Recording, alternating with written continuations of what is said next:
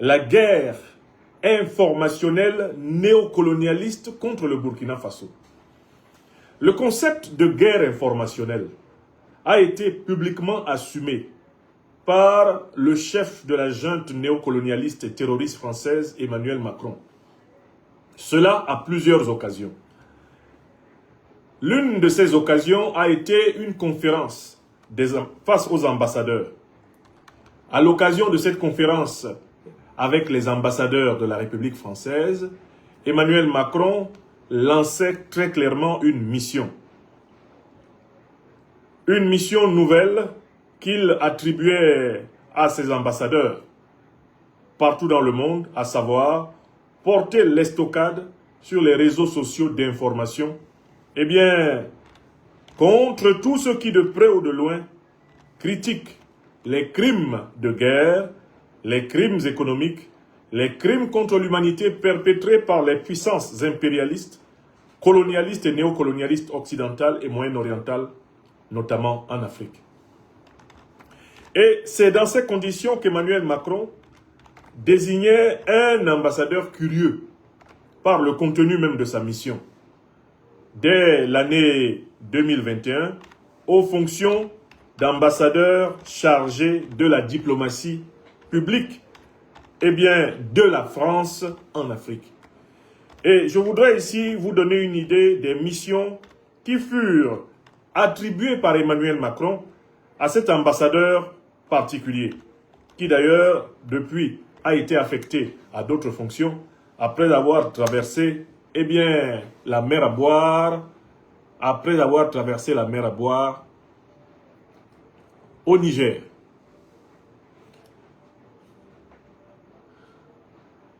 Sylvain Ité a été nommé en 2020 au poste d'ambassadeur envoyé spécial pour la diplomatie publique de la France en Afrique par le ministre de l'Europe et des Affaires étrangères. Quels étaient les objectifs de la mission? Valoriser l'action de la France sur le continent africain. Refonder la relation bilatérale entre l'Afrique et la France. Préparer le sommet Afrique-France qui s'est tenu à Montpellier en octobre 2021. Tisser des liens solides avec les acteurs de la société civile africaine. Contrer l'influence et la désinformation, notamment la propagande pro-russe au Sahel. Voilà la mission qu'Emmanuel Macron attribuait dès 2020 à un ambassadeur. La mission de venir défendre le bilan de 600 ans de crimes de guerre, de crimes économiques, de crimes contre l'humanité de la France en Afrique. Venir le défendre. Le défendre contre le narratif de la Fédération de Russie et surtout le défendre contre les panafricanistes, c'est-à-dire ceux qui travaillent dans le sillage des grands héros de l'histoire africaine pour la sortie de l'Afrique de l'occupation militaire étrangère, la sortie de l'Afrique de la domination monétaire étrangère, la sortie de l'Afrique des ingérences des puissances négrières, coloniales, néocoloniales et impérialistes dans la désignation de ses dirigeants, la sortie de l'Afrique de la répression culturelle des puissances négrières, coloniales, néocoloniales, impérialistes et terroristes. Telle était la mission attribuée à l'ambassadeur Sylvain Ité par le président Emmanuel Macron.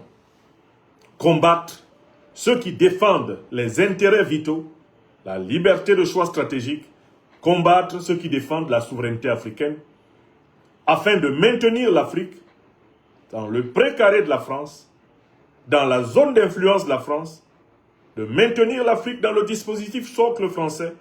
Il s'agissait de tout faire pour sauver le maintien des troupes néocolonialistes françaises sur le sol africain, tout faire pour sauver le franc CFA, tout faire pour sauver les ingérences de la cellule africaine de l'Élysée, du Quai d'Orsay, de la place Beauvau dans les affaires africaines et toute la barbouzerie france-africaine.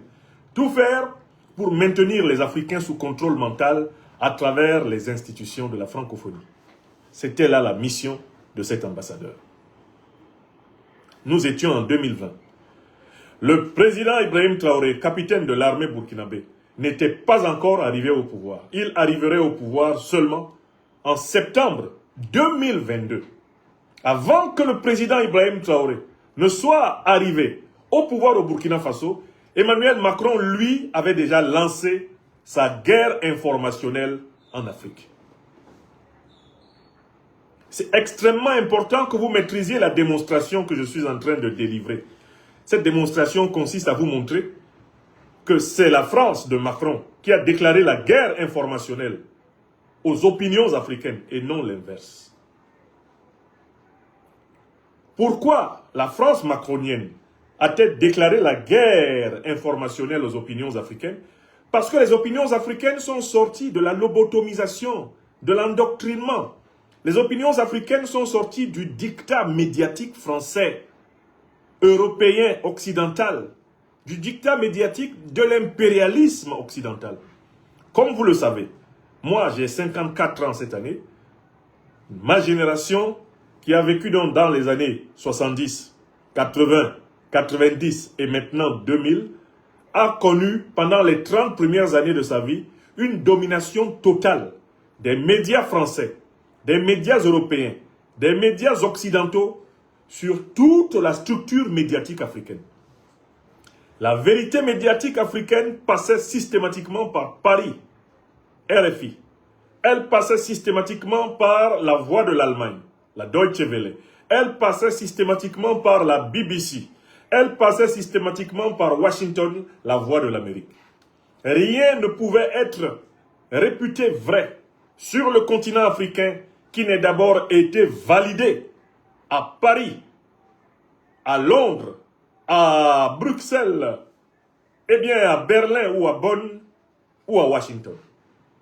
C'est dans cette atmosphère d'endoctrinement, de matraquage, de lobotomisation par des biais cognitifs décrétés en fonction des intérêts vitaux de l'Occident, affamé éternel de matières premières, que ma génération a grandi.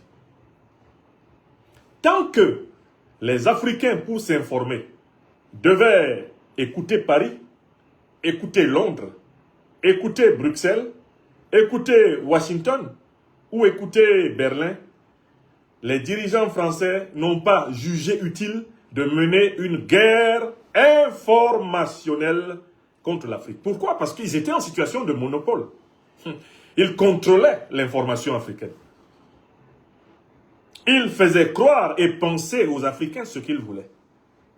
Mais c'est dès lors qu'on assiste à un mouvement de la renaissance communicationnelle, informationnelle africaine.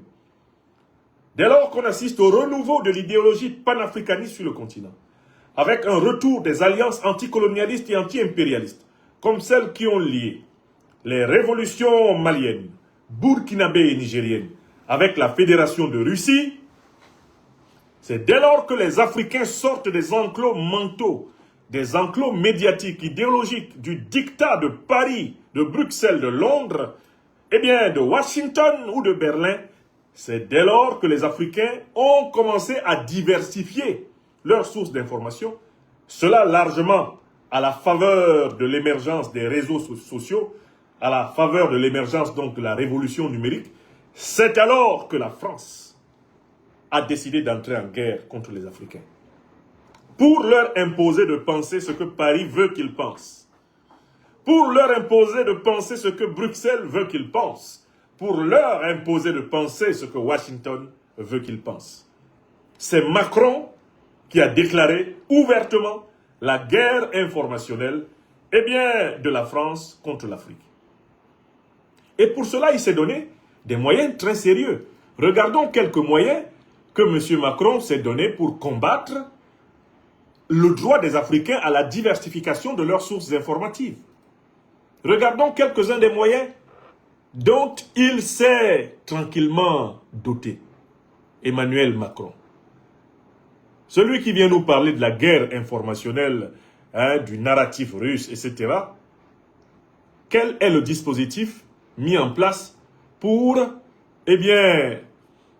développer la puissance informationnelle de la France en Afrique? C'est absolument important que nous en tenions compte. Qu'est-ce qu'on fait, en France pour, contrôler l'information en Afrique. J'ai ici réuni quelques bonnes informations à ce sujet. Parce que c'est important qu'on sache vraiment ce qu'ils mettent pour nous faire croire ce qu'ils veulent qu'on croie. Bon, la question est toute simple. Elle est posée de la manière suivante. Eh bien, on pose cette question au grand moteur de recherche Google. J'avais fait une capture d'écran qui malheureusement s'est effacée. Quels sont les moyens mis à la disposition des médias français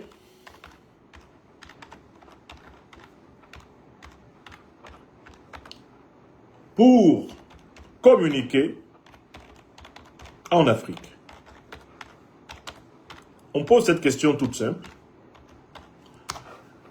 On la pose au grand moteur de recherche Google et on a tout de suite des réponses. Les médias français s'appuient sur la radio, la télévision par satellite, le numérique et des partenariats locaux pour diffuser leurs programmes en Afrique. Radio et FM des zones courtes, comme Radio France Internationale, qui émet en français et en plusieurs langues africaines, via des relais FM locaux et parfois des ondes. Télévision par satellite. Des chaînes comme France 24 et TV5 Monde utilisent des opérateurs satellitaires pour alimenter les bouquets locaux et les foyers du continent. Décrochages régionaux, adaptation des grilles horaires et des contenus aux spécificités culturelles et linguistiques des auditeurs et téléspectateurs africains. La France est bien investie massivement dans le numérique et les réseaux sociaux africains. Comment?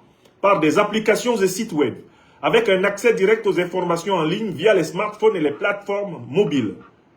Les offres dédiées. C'est le cas par exemple du lancement des formats 100% numériques et sociaux ciblés sur la jeunesse, à l'image du nouveau média panafricain, prétendument, créé par la France appelé ZOA. Elle ne s'arrête pas là, la France. Elle mobilise des coopérations et des relations institutionnelles avec des partenariats locaux. Reprise des programmes par des radios et télévisions partenaires implantés dans les pays africains. Contraintes réglementaires. Seulement ces derniers temps, une présence modulée selon les décisions des autorités locales, certains pays ayant restreint ou suspendu la diffusion de médias publics français ces dernières années. C'est le seul obstacle qu'elle rencontre sur le continent. La France déroule tous ses moyens sur le continent africain pour imposer son narratif. Mais vous allez voir ce que le néocolonialisme français a suggéré à Reporters sans frontières d'écrire contre le Burkina Faso. Le Burkina Faso qui ne fait même pas le 10e de ce que la France fait en Afrique pour imposer son narratif.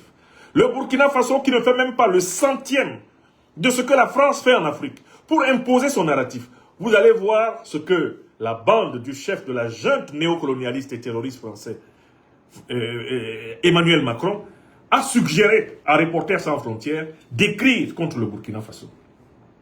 Regardons le budget. Quel est le budget de France Média Monde? Combien d'argent ils mettent? Quel est le budget de France Média Monde? Quel est le budget annuel? Quel est le budget annuel de France Média Monde? De France Média Monde, c'est-à-dire la grande usine à fabrique du narratif français. France Média, au pluriel, Monde. Quel est leur budget pour inonder le monde en imposant leur point de vue? Réponse du logiciel Google. Le budget annuel de France Média Monde s'élève à environ 318 millions d'euros pour l'exercice 2026. Et comment cela est-il réparti? Dotation publique principale, 303,9 millions d'euros, issue du compte de concours financier, composée d'une dotation SOC de 273,1 millions d'euros via une fraction de TVA et 30,8 millions d'euros au titre d'une compensation fiscale. Ils investissent aussi à travers l'aide publique au développement, 14,9 millions d'euros alloués par le ministère de l'Europe et des Affaires étrangères pour des projets ciblés contre la désinformation. Vous voyez ce qu'ils mettent comme argent? Ressources propres, environ 14,8 millions d'euros provenant de recettes commerciales et de partenariats. Etc., etc. Voilà ce que la France, elle met. Quand on demande ce que représente, voilà, quel est l'équivalent de l'équivalent de 376 millions d'euros en CFA. Vous voyez, 376 millions d'euros en CFA.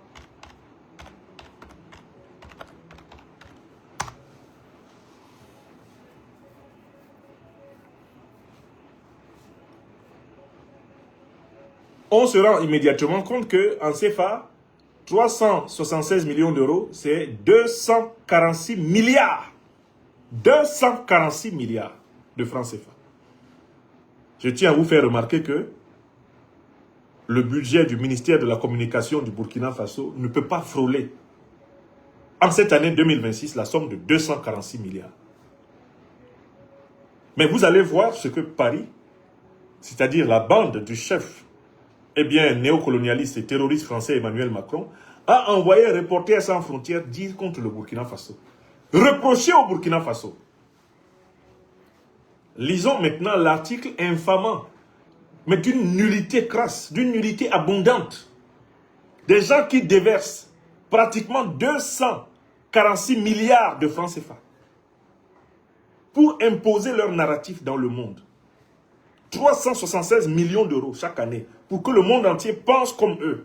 Voici ce qu'ils se permettent de dire au Burkina Faso. Voici, oui, combien? 4 milliards d'euros par an au total. Mais ici, je prends vraiment les chiffres qui sont donnés par le moteur général de recherche. Je ne m'embrouille pas ici pour chercher des sources beaucoup plus développées. On pourrait chercher des sources beaucoup plus développées. N'est-ce pas? On pourrait chercher des sources beaucoup plus développées. Alors, maintenant, je vais m'intéresser à ce qu'ils ont raconté contre le Burkina. Là, ça fait même pitié. C'est là qu'on se rend compte qu'en fait, Macron, c'est le dirigeant le plus bête de la 5e République française. Il n'aurait jamais dû faire ça.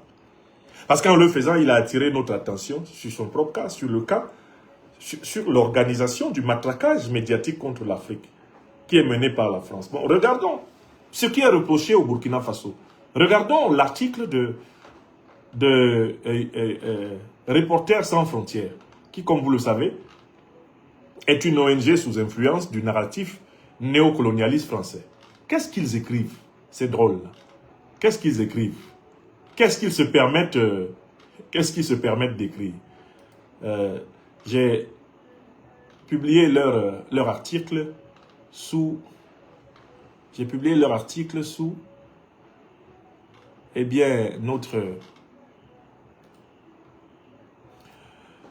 notre annonce de conférence aujourd'hui. Je vous le retrouve tout de suite et nous allons regarder ce que ces gens-là se permettent de dire. C'est tout simplement incroyable qu'ils disent cela, qu'ils aient la force de dire cela.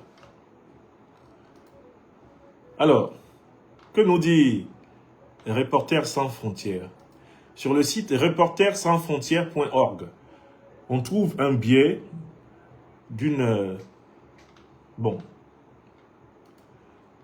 l'article est intitulé « Désinformation et raids en ligne contre les journalistes. Enquête sur le BIRC, la milice numérique pro-junte burkinabé.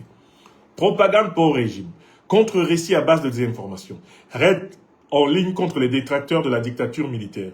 Au Burkina Faso, une milice numérique qui se fait nommer le bataillon d'intervention rapide de la communication, BIRC et ses soutiens, font feu de tout bois.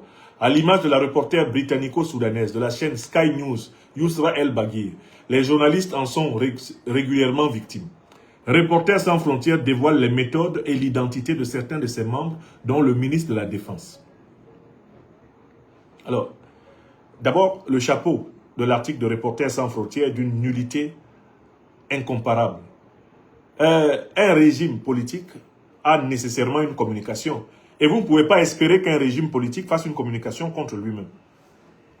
Macron, dont je viens de décrire, la masse mobilisée pour la communication, ne communique pas contre lui-même. Il communique pour ses intérêts et contre ceux qu'il considère comme des adversaires ou comme des ennemis. Donc on ne peut pas reprocher à un régime d'avoir une structure de propagande. C'est une stupidité dont les journalistes de Reporters sans frontières auraient pu se passer. Ensuite, contre-récit à base de désinformation. Mais dites-nous ce qu'ils ont défendu ce que les Bircé ont défendu de faux. Dites-nous ce qu'on a dit contre le Burkina Faso et que les Bircé ont contredit sans preuve. Ils ne sont pas capables de cela. Ils font un chapeau qui, a priori, a pour but d'accuser et de considérer comme condamné, eh bien, le Burkina Faso, qu'ils veulent absolument discréditer. Mais vous allez voir par la suite dans l'article, il n'y a rien, il n'y a aucune preuve de ce qu'ils racontent. Raids en ligne contre les détracteurs de la dictature militaire. Donc, a priori, Reporters sans frontières ignore le processus révolutionnaire, le processus politique endogène au Burkina Faso. Il qualifie a priori le régime du président Ibrahim Traoré de dictature militaire. Mais Reporters sans frontières ne serait pas capable de présenter comme cela le régime de De Gaulle, le colonel puis général de Gaulle, qui a fondé la 5e République française. Quand De Gaulle était en guerre contre les nazis et contre les fascistes, il s'était doté de structures et bien de communication politique comparables à celles du président Ibrahim Traoré au Burkina aujourd'hui. Et les règles qui régnaient en France quand De Gaulle faisait la guerre pour libérer la France ne sont en rien différentes des règles qui règnent aujourd'hui au Burkina Faso en train de combattre justement les terroristes impérialistes armés, financés, renseignés, entraînés, formés, médiatisés par la France. Vous voyez, Reporters sans frontières est incapable de reconnaître la légitimité des processus politiques africains. Quand chez nous en Afrique, nous sommes en guerre contre des gens qui sont venus sous couvert de nous imposer une religion, en réalité de nous imposer la recolonisation de notre continent pour continuer à voler notre uranium, notre or, notre lithium, notre manganèse, notre pétrole, notre gaz. Si nous nous mettons en guerre contre cela et que nous nous donnons les moyens pour cela, nous nous donnions les moyens pour cela, eh bien, les gens de Reporters sans frontières considèrent que nous n'en avons pas le droit. De Gaulle a le droit de sonner le 18 juin 1940 l'appel à la résistance du peuple français. Il a le droit de combattre Hitler, de combattre Mussolini. De Gaulle a le droit de combattre les forces de l'Axe en s'appuyant sur l'Angleterre, en s'appuyant sur les forces soviétiques, en s'appuyant sur l'Amérique, en s'appuyant surtout sur la chair à canon africaine. Cela, aucun reporter de Reporters sans frontières ne peut le considérer comme un acte de dictature. Mais quand le Burkina Faso, lorsque Ibrahim Traoré arrive au pouvoir en septembre 2022, est à 70% d'occupation de ces terres par les pires mercenaires terroristes impérialistes, armés par l'OTAN, armés par la France, et que le capitaine président, le camarade capitaine président, Ibrahim Traoré, se donne les moyens, avec son peuple, de lutter et de récupérer aujourd'hui pratiquement 80% de son territoire national, eh bien ces démons de Reporters sans frontières se tiennent pour appeler cela une dictature. Donc quand nous faisons une révolution, une lutte de résistance, une lutte de libération de notre continent, nous sommes des dictateurs. Mais quand De Gaulle fait la même chose en France, ces minus de Reporters sans frontières l'appellent le héros, le leader de la résistance, le libérateur de la France, le fondateur de la 5e République. Voilà le niveau épistémologique où se trouve aujourd'hui une majorité de journalistes en France. L'incapacité d'admettre l'historicité de l'Afrique, alors que l'Afrique existait avant la France. Les Africains ont fait de la politique avant la naissance d'une chose qui s'appellerait le Royaume de France, ou plus tard la République française. Ici, dans le Sahel, ont existé des empires politiques immenses, immensément riches, infiniment plus riches tout naturellement que la France, avant même que la France n'existât. Le Sahel politique, économique, géostratégique existait. Mais ces petits minus-là, qui sont assis dans leur petit bureau de Reporters sans frontières, croient qu'ils peuvent nous imposer de regarder le camarade capitaine Ibrahim Traoré, leader de la révolution progressiste populaire du Burkina Faso, que nous on va le regarder comme un dictateur, pour leur faire plaisir. Alors qu'ils ont à la tête de la France un chef de junte, un chef néocolonialiste et terroriste, Emmanuel Macron. Il n'a aucune majorité parlementaire pour gouverner la France. Il la gouverne par le 49-3.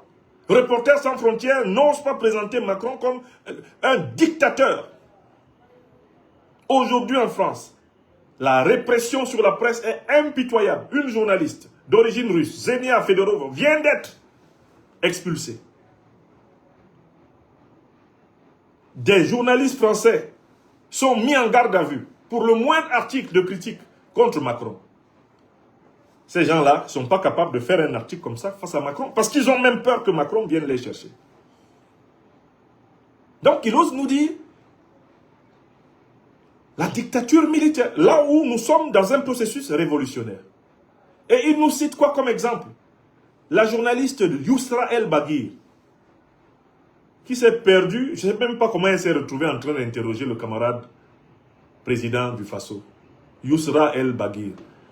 Nous avons le devoir de ne même plus jamais laisser des individus insignifiants comme celle-là se retrouver devant un de nos présidents. Alors, ce n'est pas simplement que cette journaliste ne maîtrise pas la langue française dans laquelle elle parlait, je ne peux pas le lui reprocher, puisqu'elle est soudano-britannique, ok. Elle aurait même dû poser ces questions en anglais afin qu'on les traduise. Ça, c'est le premier point. Deuxièmement, mais on ne peut pas se présenter devant un chef d'État, devant le premier citoyen d'un pays, avec des questions qui ne sont fondées sur aucune petite base matérielle et factuelle. Madame vient nous dire que le Burkina Faso est occupé à 70% par les terroristes. Elle se base sur quoi? Oh, on est en train de massacrer les populations. Elle se base sur quoi? Est-ce que celle-là même aurait dû entrer au palais, au palais pour se présenter devant le président? Est-ce que celle-là même devait s'asseoir là pour poser une question?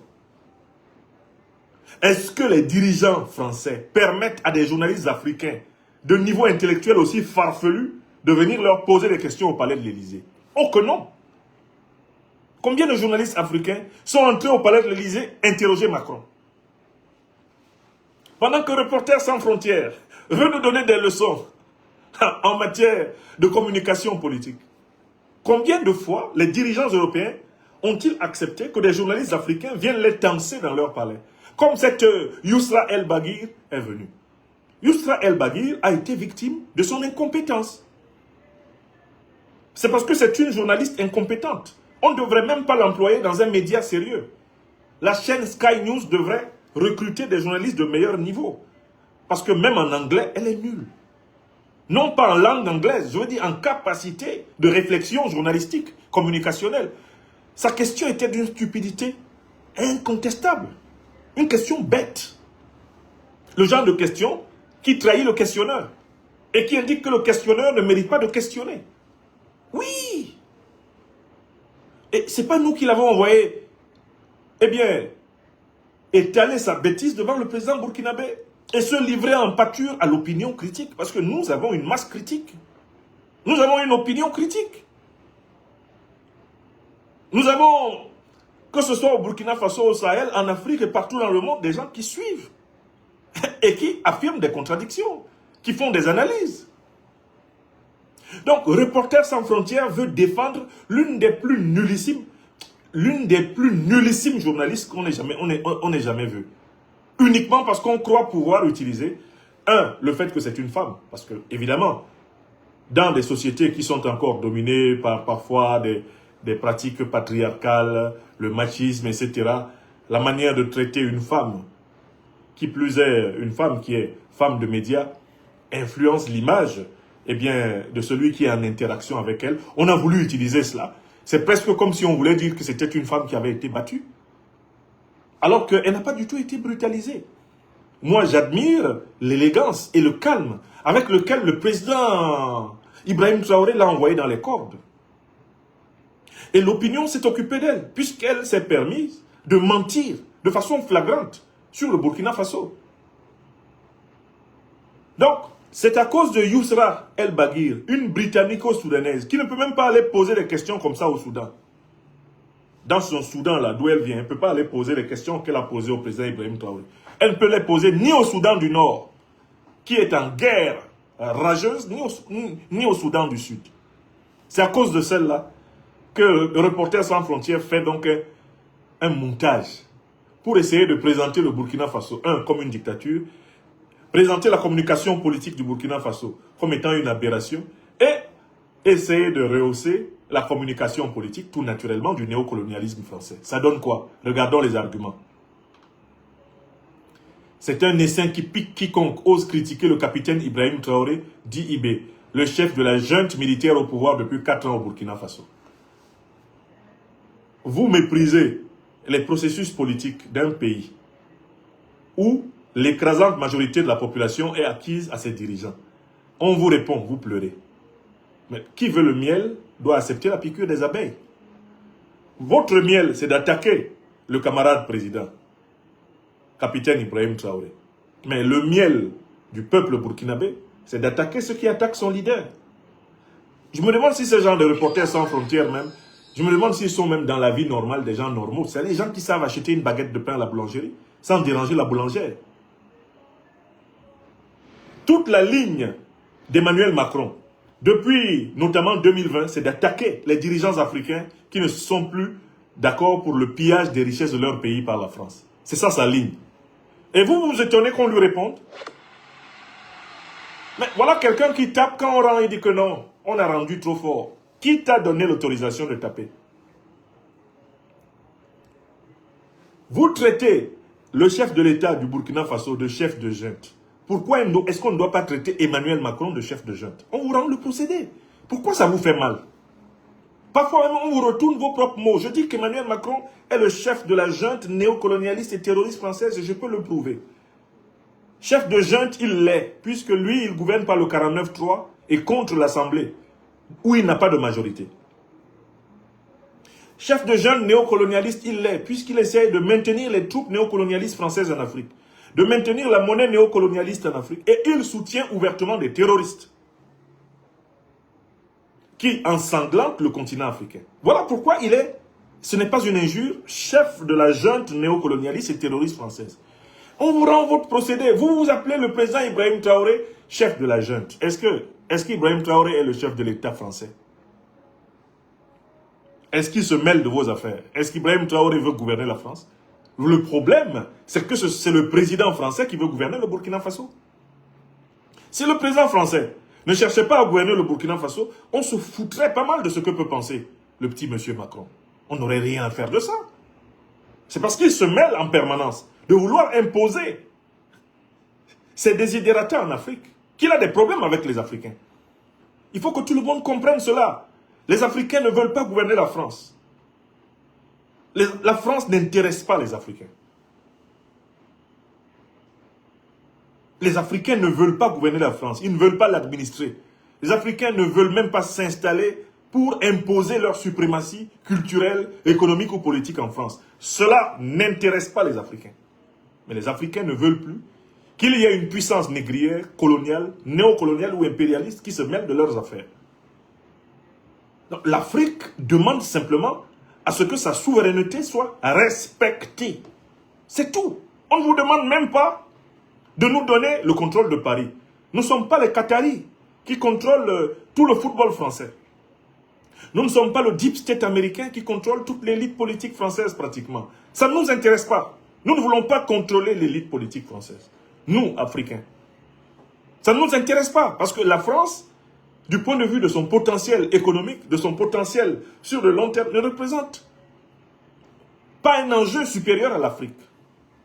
Nous avons tout ce qu'il faut en Afrique pour construire une grande puissance qui sera respectée dans le monde multipolaire. Nous n'avons pas besoin de dominer la France.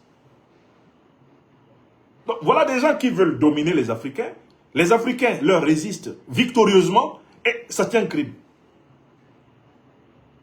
Alors, se présentant lui-même sous le nom de Bataillon d'intervention rapide de la communication, BIRC, en référence aux unités militaires créées par IB pour combattre le terrorisme, le groupe occupe le terrain numérique et s'attaque aux voix dissidentes en toute impunité.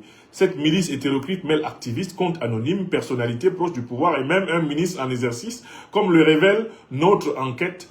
Eh bien, les journalistes figurent parmi ces 6 principales. Je m'arrête là, je ne vais même pas lire tout le reste. Donc, Reporters sans frontières reproche au Burkina Faso de défendre sa révolution populaire progressiste. Sa révolution progressiste populaire. En fait, selon Reporters sans frontières, le Burkina Faso ne devrait pas avoir une organisation pour défendre ses idées.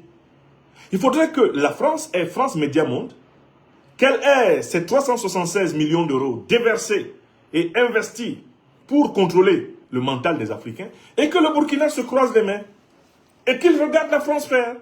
Il faudrait que les Africains ne communiquent point. En fait, ce qui est reproché aux Africains, au Burkina Faso ici, c'est de s'occuper du mental de leur population. Mais qui doit s'occuper du mental des populations de son pays, si ce n'est le gouvernement, l'État de ce pays?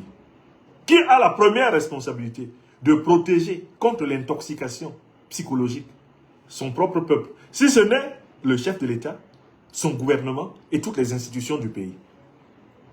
Qui doit protéger le peuple burkinabé de la pollution mentale, si ce n'est le gouvernement burkinabé et son chef suprême, le chef de l'État? Donc en fait, on reproche au Burkina Faso de faire son travail. Du coup, en fait, on peut lire à un deuxième degré cet article complètement stupide de Reporters sans frontières. Cet article reconnaît que le Burkina Faso a gagné la guerre de l'information. C'est la France de Macron qui a déclaré la guerre de l'information. Je vous ai donné les circonstances. Emmanuel Macron a même fait une conférence au mois de novembre 2022 par là, lors de laquelle il a annoncé qu'il y avait une guerre informationnelle qui devait être menée. Il a d'abord fait une conférence en septembre face à des ambassadeurs, et ensuite dans les Vosges, en déplacement, il a fait une conférence dans laquelle il disait que la France devait se préparer à livrer une guerre informationnelle. Je dis bien que quand Macron lançait la guerre informationnelle, le président Ibrahim Traoré n'était même pas encore arrivé au pouvoir. Il a trouvé la guerre informationnelle de Macron en train de s'abattre contre l'Afrique dite francophone. Et il a organisé la riposte de son pays. C'est élémentaire, même dans les cours de récréation. Quand les maîtres doivent séparer des enfants qui se bagarrent, on demande quand même, on pose toujours une question. C'est qui a commencé? Qui a commencé la guerre informationnelle en Afrique? C'est la France. C'est la France, parce qu'il aurait juste suffi qu'elle arrête de se mêler, d'imposer aux Africains ces informations. Et les choses iraient mieux. Non! Les Africains lui ont dit, ça suffit maintenant. Nous irons chercher les informations où nous voulons, et nous allons nous-mêmes construire notre narratif comme nous voulons. C'est tout ce que les Africains ont dit. Non, il faut leur faire la guerre. On nomme IT, on nomme Anne-Sophie Ave, on nomme des individus chargés de traquer tous ceux qui défendent la souveraineté, informationnelle africaine. Lorsque l'Afrique, comme le Burkina Faso l'a fait, réagit excellemment, en mobilisant la communication d'État, en articulation avec la communication populaire, on envoie des ONG qui se drapent d'une neutralité en réalité imaginaire pour attaquer les résistants, attaquer ceux qui défendent le mental de l'Afrique en légitime défense. Donc, je conclus ce premier point en disant la défaite d'Emmanuel Macron est d'autant plus flagrante que maintenant il a besoin de compter sur les ONG pour redorer le blason d'une communication néocolonialiste française qui a perdu la bataille de terrain. Sur le terrain, on a battu Macron. Un exemple tout simple. On a battu Macron parce que moi tout seul là, petit moi là, vous m'écoutez plus que vous n'écoutez Macron. Macron est le chef de l'État français. Il dispose de moyens de communication immenses. Il dispose de possibilités, de faire entendre sa voix à travers les réseaux de communication dont je ne dispose pas. Pourtant, vous ne l'écoutez plus. On prend n'importe quel panafricaniste, que ce soit un intellectuel, militant, activiste ou leader politique, africain panafricaniste. Vous prenez individuellement, vous comparez à Macron. En Afrique, on m'écoute moi, Nyamsiwa Cameroun, plus que Macron. On écoute Nathalie Yam plus que Macron. On écoute Kémy Seba plus que Macron. On écoute Gunti Béanzin plus que Macron. On écoute mon frère Mohamed Kounaré. Même quand il sort avec son débardeur, on l'écoute plus que Macron. On écoute les leaders panafricanistes. Les présidents Goïta, Traoré, Tiani, plus que Macron. Vous prenez n'importe quelle voix panafricaniste connue à l'échelon international. Vous la confrontez à Macron et vous vous rendez compte qu'on écoute plus cette voix panafricaniste que Macron. Donc, en fait, ça, c'est ce qu'on appelle dans mon pays natal, le Cameroun, les pleurs du bolet. C'est-à-dire que quand la relation est finie, il y a toujours un qui croyait pouvoir flouer l'autre qui croyait pouvoir exploiter l'autre, qui croyait pouvoir rouler l'autre dans la farine, qui pleure trop. Ce sont les pleurs du bolet. C'est-à-dire que quand les macabos sont cuits, quand l'igname est coupé, il y a toujours une igname là, une partie de l'igname qui se rend compte que celui qu'elle méprisait, celui qu'elle prenait pour garantie, ou pour un rien du tout, ou pour un encombrant, ah, c'était quelqu'un ou quelqu'une d'important. Qu'on en soit demandé à Reporters sans frontières d'essayer de sauver le soldat communicationnel français qui s'est noyé dans la bataille face aux panafricanistes, c'est vraiment le signe du ridicule. Le ridicule triomphant. Ils en profitent tout naturellement pour s'attaquer au ministre de la Défense du Burkina Faso. Et c'est par cette information que je conclus. Reporters sans frontières est amené dans sa pseudo-démonstration à dire que le ministre de la Défense du Burkina Faso, le général Célestin Simporé, serait pour lui donc le cerveau de cette communication numérique burkinabé triomphante. Vous comprenez ce que ça veut dire? On ne peut pas comprendre ce que Reporters sans frontières là fait si on n'a pas vu ce qui s'est fait ici au Mali. Ils prennent et ils mettent en réalité, indirectement à prix, la tête du ministre de la Défense. Comme ils ont mis à prix la tête du ministre malien de la Défense. Ils citent le général Simporé. Ils le présentent comme étant le cerveau de cette communication offensive. Ils le présentent comme étant le cerveau de cette communication offensive. Et ils l'opposent au ministre de la Défense d'Alassane Dramane Ouattara, Téné Birahima Ouattara. Je vous rappelle que c'est le même dispositif qui a été mis en place jusqu'à parvenir à l'assassinat du ministre malien de la Défense. J'ai toujours rappelé à tout le monde l'entretien entre Alassane Dramane Ouattara et Boubou Cissé, qui a été ébruité sur les réseaux sociaux. Dans cet entretien, Alassane Dramane Ouattara disait qu'aux côtés du président Assimi Goïta, celui qui joue un rôle majeur, un rôle clé, selon Alassane Dramane Ouattara, c'est le ministre de la Défense Sadio Kamara, proche des Russes et qui tient très bien l'armée. Ça, c'est Ouattara qui le dit à Boubou Cissé. Vous comprenez pourquoi ils sont venus tuer... Vous comprenez pourquoi ils sont venus tuer le général d'armée Sadio Kamara? Maintenant, vous comprenez? Je vous dis, ça c'est 2022. Ils l'ont tué en 2026, le 25 avril. Oui ou non?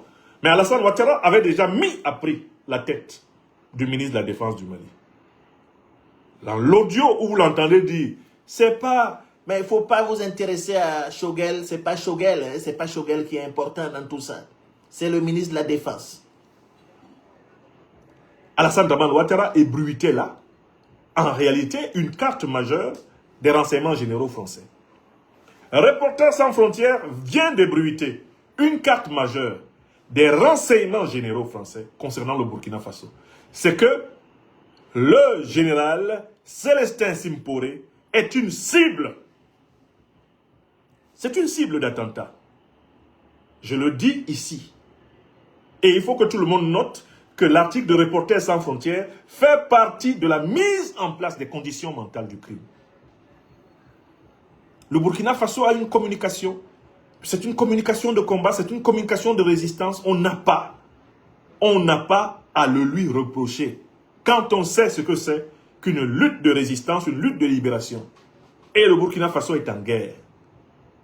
Il a droit à des moyens exceptionnels de communication. Mais Reporters sans frontières, instrumentalisé par Paris tout naturellement, cible le ministre de la Défense. Histoire de dire, c'est de sa faute. Et c'est ce qu'ils avaient fait avec le ministre malien de la Défense. Voilà pourquoi il faut prendre très au sérieux ce délire de Reporters sans frontières qui n'est rien d'autre que l'expression des intentions véritables des renseignements généraux français. Il y a là une correspondance tactique et stratégique parfaite entre ce que dit Reporters sans frontières et ce que les néocolonialistes qui tiennent le palais de l'Élysée, la place Beauvau, le quai d'Orsay, envisagent de faire contre le Burkina Faso. Et donc il faut prendre des notes. Il faut que l'opinion note. Nos dirigeants, il faut qu'ils sachent qu'on n'a pas cité le nom du général Simporé par hasard. Il faut que le général Simporé prenne note. Son nom n'est pas cité par Reporters sans frontières simplement dans le cadre d'une enquête. Non, c'est pour dire que il est une cible. Comme on ne parvient pas encore à atteindre tout naturellement le président du Faso, le camarade capitaine Ibrahim Traoré, on se dit, faisons comme on a fait au Mali, essayons au moins de le priver d'un de ses bras. Mon général, je sais que par votre formation, par votre perspicacité, par votre lucidité, par les dons du Tout-Puissant et par l'ensemble des cerveaux qui vous entourent, vous avez bien reçu la menace. 5 sur 5. C'est une menace en bonne et due forme. C'est une menace en bonne et due forme. Car voici ce qui est écrit. Le BIRC n'est pas seulement un groupe de soutien à la junte qui harcèle ses détracteurs. L'enquête de RSF établit un lien direct entre le BIRC et les plus hautes autorités burkinabées. En analysant les numéros issus de conversations d'un groupe WhatsApp attribué par plusieurs sources à la milice numérique et dont plusieurs extraits avaient fuité en début d'année, RSF a notamment identifié celui de l'actuel ministre de la Défense, Célestin Simporé. Promu général de division au début de l'année, il est d'ailleurs désigné par ce grade par les autres participants du groupe baptisé Aigle. Dans les échanges consultés, il apparaît comme l'instigateur d'une campagne de désinformation, etc., etc., enjoignant les membres du groupe à faire le maximum pour faire croire qu'un numéro de téléphone attribué à son homologue ivoirien Téné Birahima Ouattara a été retrouvé dans le phone d'un des terroristes après une attaque au Burkina Faso. Donc, on essaie de présenter le général Simporé comme étant celui qui livre Téné Birahima Ouattara alias La Fiole à l'opinion comme étant un grand tueur. Mais on n'a pas besoin du général Simporé pour savoir que Téné Birahima Ouattara est aujourd'hui l'un des grands parrains des groupes terroristes qui opèrent en Côte d'Ivoire. L'attaque contre le Mali du 25 avril a été préparée en territoire ivoirien. Le président Tiani en a décrit toutes les modalités avec une précision métronomique dans son interview magistrale et monumentale du 25 juillet 2026 à Télé Sahel. Le rôle de Téné Birahima Ouattara dans l'assassinat du ministre de la Défense du Mali est évident. Et le rôle d'Alassane Dramane Ouattara aussi. Puisque c'est une colonne partie de Côte d'Ivoire qui est entrée dans la ville garnison de Kati pour tuer le ministre de la Défense du Mali. C'est pour cela que j'ai appelé à la judiciarisation du crime. Il faut qu'Alassane Dramane Ouattara, Téné Birahima Ouattara, tous les responsables de la Kouroua, de commandement militaire de Côte d'Ivoire soient jugés et condamnés à Bamako. Qu'ils soient jugés et condamnés au Sahel. Parce qu'ils sont réellement coupables d'actes de terrorisme d'État. Ce sont des faits. Et ce n'est pas moi qui parlais à l'oreille du président Tiani quand il nous a décrit les colonnes. Leur provenance et les responsabilités des États impliqués. Y compris dans l'attaque de l'aéroport de Niamey le 18 juin. Ce sont quand même des choses qui sautent aux yeux là. On n'a pas besoin de charger le général Simporé pour établir que Téné Birahima Ouattara est un chef terroriste. Qu'il soit un chef terroriste, c'est évident. Son patron et son grand frère l'est. Comme Macron. Ce sont des faits. Donc moi, j'ai bien senti la charge contre le général Simporé. Elle est l'équivalent de ce que Jeune Afrique a permis de savoir quand ils ont publié les audios de Boubou Cissé et d'Alassane Ouattara. Il s'agissait en réalité de cibler le général Sadio Kamara et de dire qu'il était l'homme à abattre pour affaiblir le président Goïta. Ce qui fut dit, fut fait. Est-ce que vous comprenez? Voilà ce que je voulais dire ici. Alors, tout ça, c'est le signe vraiment que sur le terrain strictement communicationnel, on a battu Macron. Macron devrait apprendre notre langue, Bassa, Bantou ou la langue Douala. En Bassa, Bantou, on dit quand ton semblable être humain t'a dépassé, porte sa chaise. Les Douala disent Mouna Nyongo Abouki Te Owa Bambelemo Kunda. Quand ton frère en humanité t'a dépassé, porte sa chaise. Macron doit porter la chaise des panafricanistes. On l'a battu. Sur le terrain de la communication politique sur ce continent, jamais plus il y aura de remontada française. Personne ne pourra briser ce qui a été rétabli. La vérité historique sur les crimes de guerre, les crimes contre l'humanité, les crimes économiques perpétrés par toutes les puissances négrières, y compris la France, toutes les puissances coloniales, y compris la France, toutes les puissances néocoloniales, y compris la France, et toutes les puissances impériales terroristes, y compris la France. Cette vérité qui a été rétablie, et dont notre ouvrage, eh bien, est une contribution majeure, adaptée à ce temps, cette vérité ne sera jamais effacée par tous les milliards d'euros ou de dollars investis par les dirigeants français pour tenter de ressusciter leurs mensonges. Ils ont perdu la guerre informationnelle. Et c'est parce qu'ils ont perdu la guerre informationnelle qu'ils surinvestissent dans la guerre terroriste. Qu'ils surinvestissent dans l'assassinat, dans les attentats, qu'ils surinvestissent dans la formation des groupes de mercenaires, qu'ils surinvestissent dans la déstabilisation des États, eh bien, sahéliens, qui ont montré le chemin de l'émancipation au continent. C'est la défaite intellectuelle de Macron qui se traduit par la multiplication de ses soutiens aux groupes terroristes.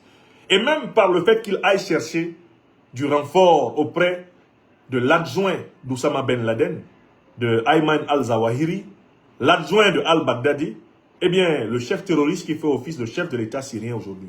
Et avec qui on a vu Macron convoler en juste noces de miel, bras de chemise blanche et bras de chemise blanche dessus-dessous, dans les rues de Damas. On a vu les deux tourtereaux convoler en juste noces, assumant par là l'impérial terrorisme français, en plein jour. Donc ces vérités-là, qui ont été servies au peuple africain, ne seront plus jamais effacées. Macron s'acharne à flinguer le messager, mais le message est passé. Les panafricanistes ont gagné la bataille de l'information. Et ils la gagneront encore. Et ils la gagneront encore. Et ils la gagneront toujours. Car il en sera désormais ainsi partout et toujours. Alors vive le Bir C du Burkina Faso. Vive le ministre de la Communication du Burkina Faso, porte-parole du gouvernement, notre frère, l'excellent Gilbert Peng de Wende Ouedraogo, qui abat un excellent travail. Vive le gouvernement du Faso, à la tête duquel son excellence, le camarade président, capitaine Ibrahim Traoré, source d'inspiration monumentale du continent africain et des Africains du monde entier. Oui, que toute l'Afrique s'inspire du Burkina Faso pour combattre les démons de la désinformation néocolonialiste, impérialiste et terroriste. Que le Bir-C du Burkina Faso se démultiplie sur toute la terre africaine, du Caire au Cap, de Dakar à Djibouti. Que plus jamais, sur notre continent, une puissance négrière, une puissance coloniale, une puissance néocoloniale, une puissance impériale terroriste ne nous impose son narratif. Car avant que l'Europe fût, nous, Africains, étions. Oui, c'est de cela qu'il s'agit. Écrivez ça. Avant que l'Europe fût, nous étions. Avant que l'Europe pense, nous pensions. Avant que l'Europe écrive, calcule, compte, nous écrivions, nous calculions, nous comptions. Et nous formions même, dans ce qu'on a abusivement appelé le miracle grec, les premiers savants européens. Les premiers savants européens étaient les élèves des Africains. Il est temps que le maître reprenne sa place. Car les Africains furent des maîtres de sagesse. Ils n'ont pas répandu le colonialisme, l'impérialisme, les bombes atomiques sur la terre. N'est-ce pas, M. Sarkozy? Quels sont les plus grands sauvages que la terre des hommes ait jamais connus? M. Sarkozy, est-ce que vous êtes là? Quels sont les plus grands sauvages que cette terre ait connus? On y va. De tous les continents du monde, oui? Oui. Je vais vous dire une chose. Allez-y. L'Europe, oui, de tous les continents du monde, très bien, est le continent le plus brutal, oui, où il y a eu les guerres les plus sauvages. Ah, C'est pas l'Afrique, c'est pas l'Asie. merci. C'est l'Europe. Très bien, très bien. C'est bon Sarkozy, mais vous faites partie de ces grands sauvages. C'est vous qui avez saccagé la Libye, qui avez assassiné Kadhafi. Et tous les petits bracelets électroniques qu'on vous met actuellement ne sont rien à côté de ce qui vous attend. Le pire est devant. Vous avez fait beaucoup de mal dans ce monde et vous paierez dans l'au-delà. Sarkozy. Vous voulez dire quoi d'autre? Oui, pour votre défense? Vous voulez dire quelque chose d'autre? Dis autre chose. Oui, allez-y. C'est pas au Moyen-Âge, Ouais. c'est au XXe siècle. Mais dis donc, monsieur Sarkozy, vous avez des problèmes de culture historique. Ça fait 600 ans que les puissances négrières, coloniales, occidentales ont commis des crimes de guerre, des crimes contre l'humanité partout dans le monde et notamment en Afrique. C'est pas au XXe siècle que ça a commencé, Sarkozy. La traite négrière, c'est pas le XXe siècle. Où est-ce que vous avez fait vos études, Sarkozy? Bon, on sait qu'il avait des problèmes à l'école quand même. Sa tête était dure. Mobile les rien. Bon, on va changer de sujet. Je conclue là-dessus. Hommage au Burkina Faso. Hommage au Burkina Faso. Hommage à l'Alliance des États du Sahel, qui nous montre le chemin. Le chemin de la victoire. La victoire est toujours d'abord spirituelle.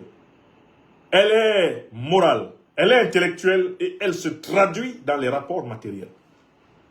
C'est quand les idées juste pénètrent les masses, qu'elles se transforment en une force historique et matérielle qui renverse la domination. Le Burkina Faso est en ce sens un laboratoire exceptionnel de notre peuple.